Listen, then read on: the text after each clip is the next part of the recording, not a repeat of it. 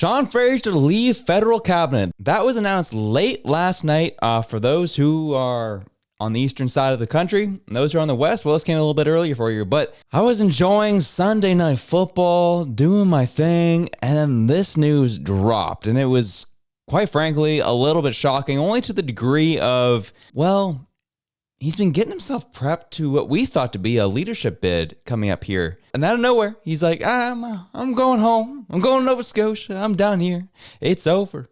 And the guy who was put in charge of immigration failed that, was then moved over to housing, which then he also failed that. And now he's saying, I'm out. I'm out of here. He's following the way of Andy Fillmore and coming back to Nova Scotia. This is amidst all the coming down the pipe. Rumors of a big reshuffle coming down the pipe, which will be the fourth big reshuffle since Trudeau's been in power.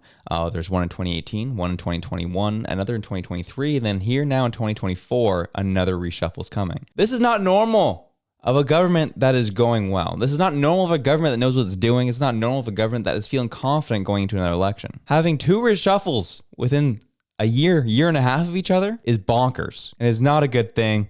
And then when you have your big star of a guy, Sean Fraser, saying, I'm out, you know big crap is coming down the pipe. As you see here, as the PMO pushes to add Mark Carney, we know likely that Freeland will be let go here this week. Sean Fraser is self-selecting and getting on the move. And then likely, word on the street is they're going to be pushing in Mark Carney. But let's look into this a little bit more. Housing Minister Sean Fraser will announce on Monday that he will not seek re-election in his Nova Scotia riding and will leave the federal cabinet during the next shuffle, CBC News has learned. Sources say the cabinet shuffle could happen as soon as Wednesday, and if it's not as soon as Wednesday, then it could get pushed off to January, depending on where things are going internally. The push to change Trudeau's inner circle before the Christmas holidays comes as the Prime Minister and his senior advisors mount yet another effort to convince former Bank of Canada Governor Mark Carney to join the cabinet, according to multiple high-level Liberal sources.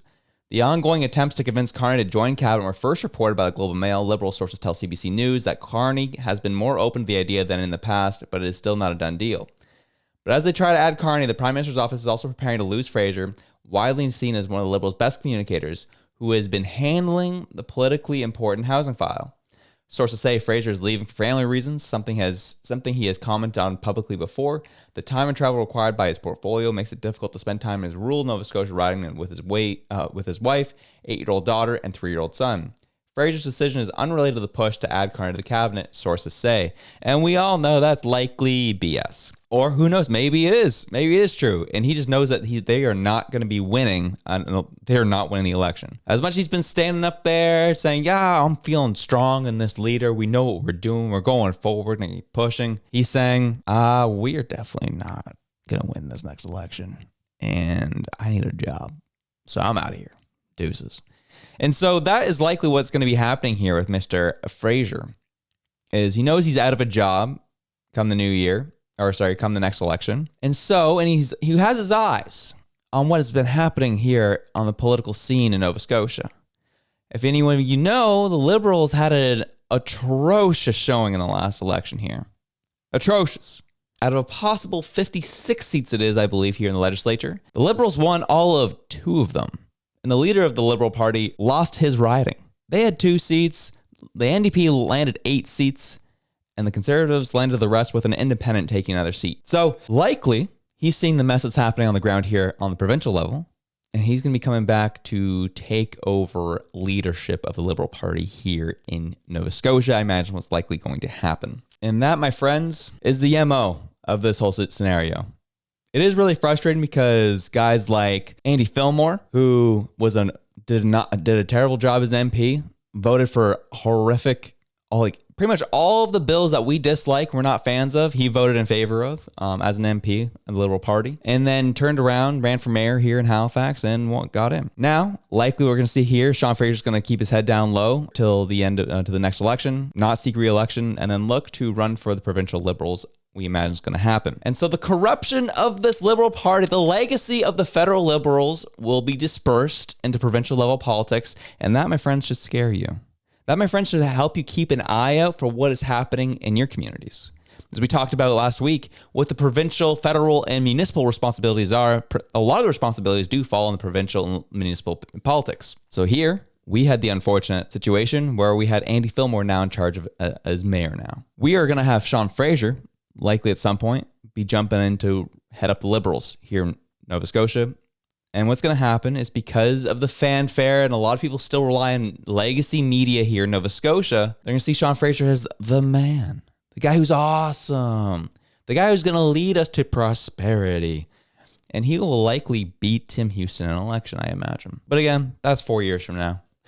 Lots can happen, lots can change, as we know. But that is something you got to keep an eye out for. Who is in cabinet right now of the Liberals federally, who is an MP for the Liberals federally, and then look at what they end up doing as they get disbanded and dismantled in this next election. We will see what happens, but keep an eye on people who are leaving, jumping ship, and how they end up reappearing in your municipal or provincial politics and have a say and have a little more control over what's going on in your communities. Keep an eye out for that. So as we move forward here, though, the push, as we said, the title of this article, as PMO pushes to add Mark Carney. That talk has been going on for a long time. Mark Carney's been doing this whole playing hard to get. Oh, I couldn't possibly. I don't want to get into federal politics. He knows exactly.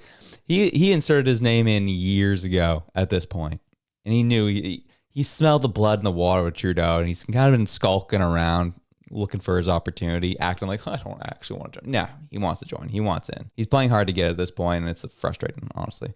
It's disgusting. But that's been the question a lot of people have been having, and I know a lot of people know the answer now, but we'll just clarify this right now. You are allowed in Canadian politics to join cabinet if you are a non-elected member. This 55-second video outlays kind of how this all works and how this could work for the Liberals with Mark Carney. A cabinet is usually made up of elected members of parliament from the Prime Minister's caucus, but non-elected Canadians may also be appointed to cabinet, including senators. This is traditionally accepted as long as the majority of the cabinet is made up of elected MPs. But if someone is appointed to cabinet without a seat in the House, it has become custom that they must win a seat within a reasonable time in order to maintain that position. In the recent past, there have been a number of federal cabinet ministers who weren't elected MPs, including Conservative Michael Fortier in 2006 and Liberals Pierre Pettigrew and Stéphane Dion in 1996. They all later sought election to the House of Commons. So it made it pretty clear that there's been situations and precedent for people joining cabinet without being elected. And he realized the word they used there. It has become custom. It has become custom that you have to seek re-election in a reasonable amount of time. There's no rules or laws on the books for this. It's just custom. It's just, the handshake. Maybe you'll run. Maybe it'll be okay.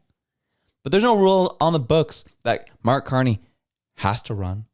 There's no rules on the books that there has to be a by-election and he has to join in. Nothing like that. Nope. He can just join cabinet and then we'll see what ends up happening. So that's kind of the talk that's happening right now is, can the Liberals do up here what the Democrats did in the States? Shoo in some random jabroni.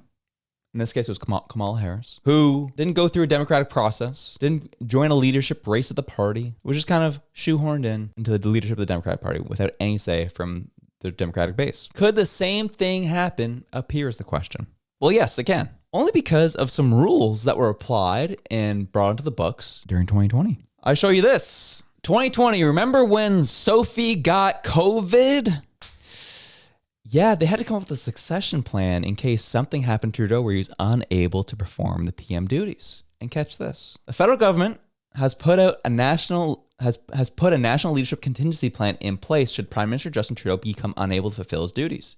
If that major and unprecedented moment in Canadian politics occurs, Deputy Prime Minister Chrystia Freeland would become Canada's acting Prime Minister. That's according to an official order made on March 13th, the day that Trudeau's office announced that his wife Sophie had tested positive for COVID-19. Jumping down here, it says, in the event that the Prime Minister is unable to perform the function of his office, a threshold that's left to be undefined and still has not been to this day, Freeland would take charge, reads the order issued by the Privy Council office. So there is a strong point situation that could happen here where obviously Freeland's being pushed out. Fraser is going his separate ways. Mark Carney is ushered in to be a part of cabinet. He could potentially serve as Deputy Prime Minister. And in the event that the Prime Minister is unable to perform the function of his office, a threshold left undefined, the Freeland, who is currently the Deputy Prime Minister, would take the charge. And then they lay out kind of how else this would all work. Following Freeland, the next 5 ministers in line are based on seniority, yada, yada, yada. They kind of go through it. But there is a way and a situation where Carney could lead this party without ever being elected. And he could just be shoehorned in, lead the Liberal Party without any type of leadership race, anything like that, and then lead the Liberals until the next election. That could very much happen here. Everyone jumping ship, things are falling apart. We'll see what happens here.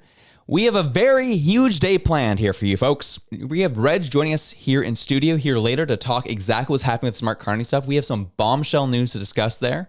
And then as well, the fall economic update is also dropping today, which we'll be doing a video on that at 4 o'clock. So, and holy crap, as I'm finishing recording here, Chrystia Freeland just has resigned as Minister of Finance, and we are going to have to do a whole video about that we'll be putting out here shortly. So stay tuned. Lots happening on the channel today. We'll be sure to keep you updated here today as we have a show coming out at 2 o'clock, another show at 4 o'clock concerning all these issues. So subscribe, hit that notification bell, and we'll see you all shortly.